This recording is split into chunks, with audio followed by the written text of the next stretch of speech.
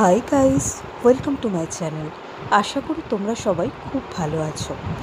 আজকে যে টপিকের উপর আমি ভিডিওটা বানাচ্ছি সেটা খুব ইনফরমেটিভ একটা ভিডিও হতে চলেছে।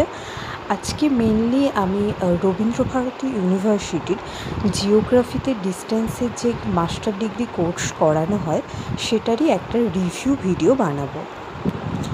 আমি এই চ্যানেলে রবীন্দ্রভারতী ইউনিভার্সিটির ডিস্টেন্সে জিওগ্রাফিতে এমএ কোর্সটা নিয়ে এর আগেও অনেকগুলো ভিডিও দিয়েছি, অনেকগুলো প্রশ্নের উত্তর দেওয়ার চেষ্টা করেছি যেগুলো সম্পর্কে তোমাদের কিছু ডাউট ছিল। তো সেই ভিডিওগুলো তোমরা অনেক লাইক করেছো, অনেক অ্যাপ্রিসিয়েট করেছো। তো সেই জন্য আমার মনে হলো যে যতটুকু ইনফরমেশন আমি পেয়েছি এখনও পর্যন্ত স্টুডেন্টদের কাছ থেকে, তো সেই ইনফরমেশনের উপর বেস করে তোমাদের একটা রিভিউ ভিডিও বানানো খুব ভালো হয়। কারণ এই ইয়ারেও আর কিছু মাস পরেই হয়তো আমাদের নোটিফিকেশন আসতে চলেছে। তো যারা যারা তোমরা নিউ ক্যান্ডিডেট আছো, রবীন্দ্রভারতী ইউনিভার্সিটিতে জিওগ্রাফিতে এমএ কোর্সটা নিয়ে ভর্তি হতে চাও, তো তাদের জন্য এই ভিডিওটা কিন্তু খুব হেল্পফুল হতে চলেছে। তো আজকের এই ভিডিওতে আমি রবীন্দ্রভারতীর জিওগ্রাফিতে এমএ কোর্সটা নিয়ে কিছু সুবিধা এবং কিছু অসুবিধা তুলে ধরব।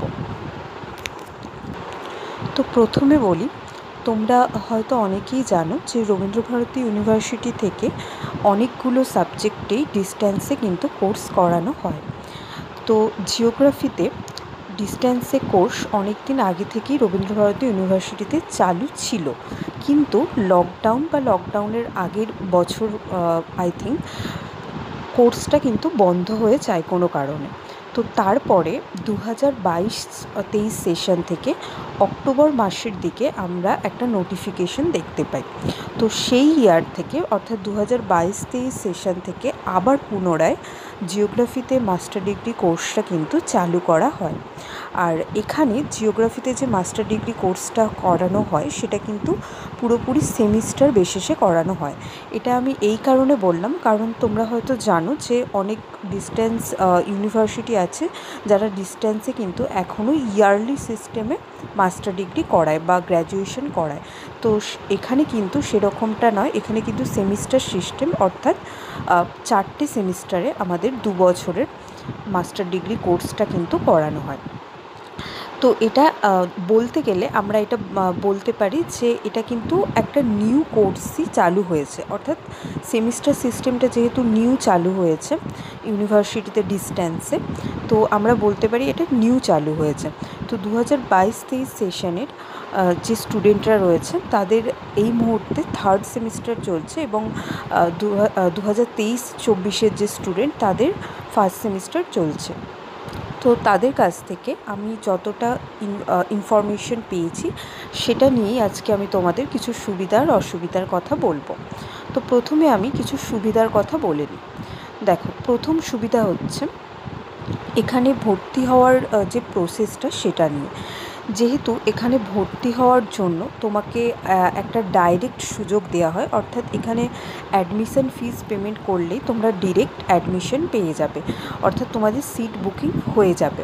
এখানে তোমাদের কোনো রকম মেরিট লিস্ট বেরোবে না, অর্থাৎ তোমরা মেরিটের বেসিসে বা তোমরা যত পার্সেন্টেজ পেয়েছো তার বেসিসে কিন্তু তোমাদের অ্যাডমিশন হবে না। অর্থাৎ তোমরা যতই মার্কস পাও না কেন, মিনিমাম যে কোয়ালিফিকেশনটা আমাদের থাকা দরকার সেটা হলেই তোমরা এখানে চান্স পেয়ে যাবে।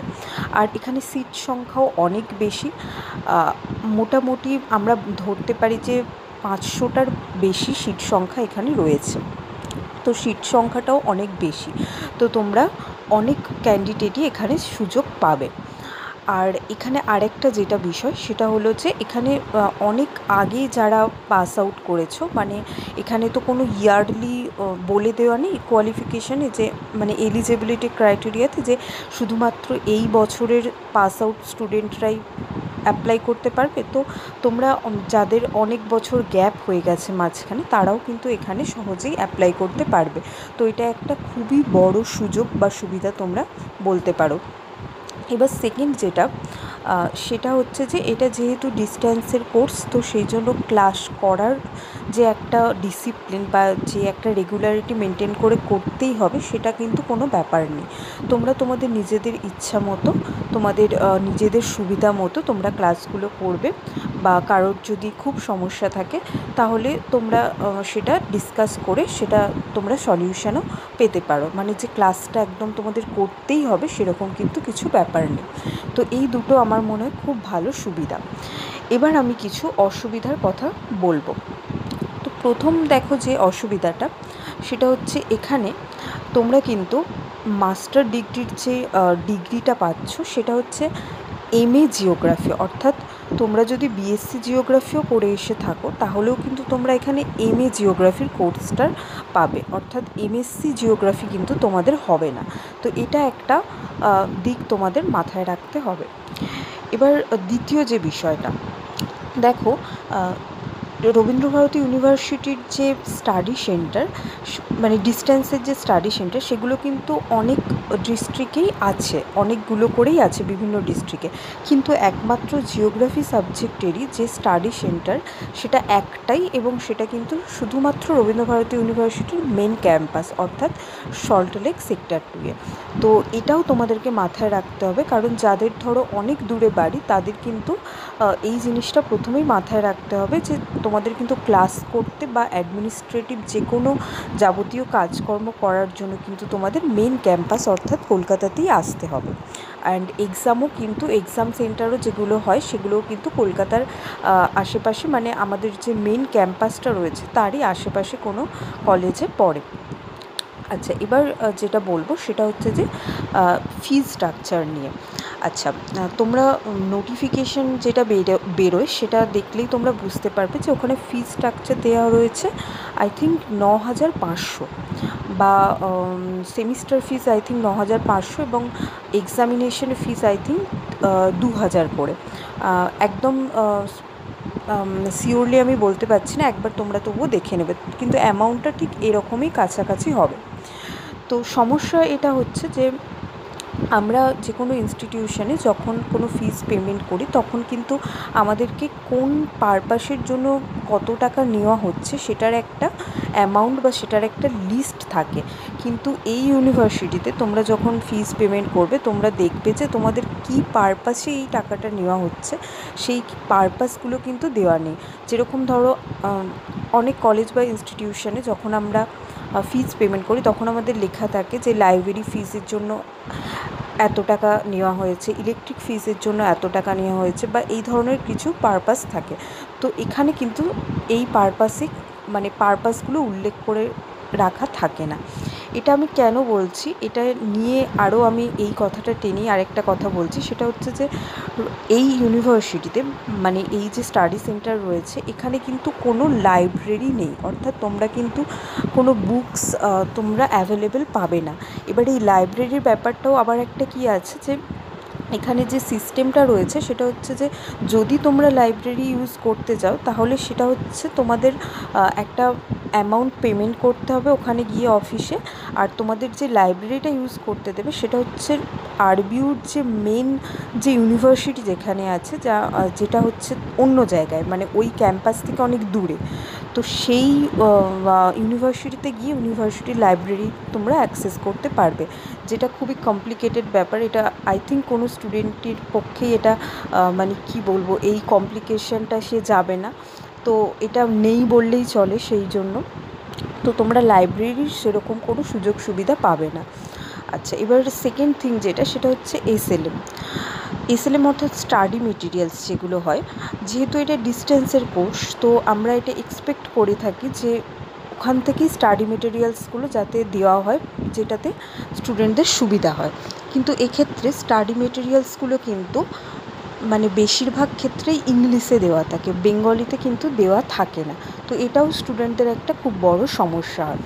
এবার থার্ড সমস্যা যেটা, সেটা হচ্ছে যে ল্যাবের সমস্যা। যেহেতু সাবজেক্টটা জিওগ্রাফি, একটা প্র্যাকটিক্যাল বেস সাবজেক্ট, সেক্ষেত্রে ল্যাবটা থাকাটা কিন্তু খুবই প্রয়োজন। যে কোনো একটা প্র্যাকটিক্যালের কোনো কিছু কাজ করতে গেলে বা কিছু শিখতে গেলে ল্যাব তো থাকতেই হবে। বাট এখানে দেখা যাচ্ছে যে ল্যাবের কিন্তু কোনো ব্যবস্থাই নেই। তো ল্যাবের যে সাহায্যটা সেটাও তোমরা পাচ্ছ না। তো এখানে প্রশ্ন এটাই যে তাহলে যদি তোমরা প্র্যাকটিক্যাল সাবজেক্ট হিসেবে কোনো সুযোগ সুবিধা না পেয়ে থাকো এক্সট্রা, তাহলে এই যে বেশি অ্যামাউন্টটা পেমেন্ট করতে হচ্ছে সেটা তাহলে কেন পেমেন্ট করতে হচ্ছে?